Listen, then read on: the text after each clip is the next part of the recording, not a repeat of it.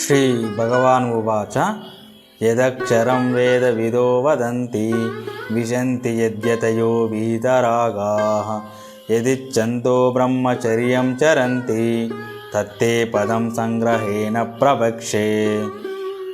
వేద విధులైన విద్వాంసులు ఆ సచ్చిదానంద ఘన పరమాత్మను శాశ్వతుడు, అక్షరుడని ప్రస్తుతిస్తారు. ఆసక్తి రహితులైన యత్నశీలురైన సన్యాసులు ఆ పరమపదమునందు ప్రవేశిస్తారు.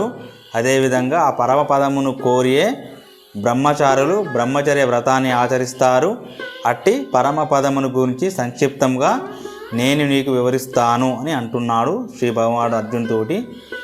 సర్వద్వారాని సంయమ్య మనోరుది నిరుద్యజ మూర్ధ్యాదాయాత్మన ప్రాణం ఆస్థితో యోగధారణాం. సర్వేంద్రియములను నిగ్రహించి మనస్సును హృదయమునందే స్థిరముగా నిలిపి అట్లు వశమైన మనస్సు ద్వారా ప్రాణములను మూర్ధస్థానమునందు అంటే సహస్రారమునందు స్థిరమొనర్చి పరమాత్మ జ్ఞానమునందే నిమగ్నుడై తర్వాత ఓమిత్యేకాక్షరం బ్రహ్మ వ్యాహరన్ మామనుస్మరన్ యప్రయాతి తజందేయం సయాతి పరమాం గతిం.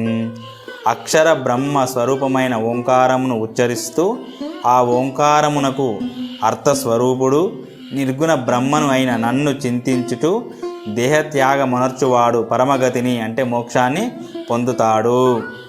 అనన్యచేతా సతతం యోమా స్మరతి నిత్యశః తస్యాహం సులభ పార్థ నిత్యయుక్తస్య యోగినః.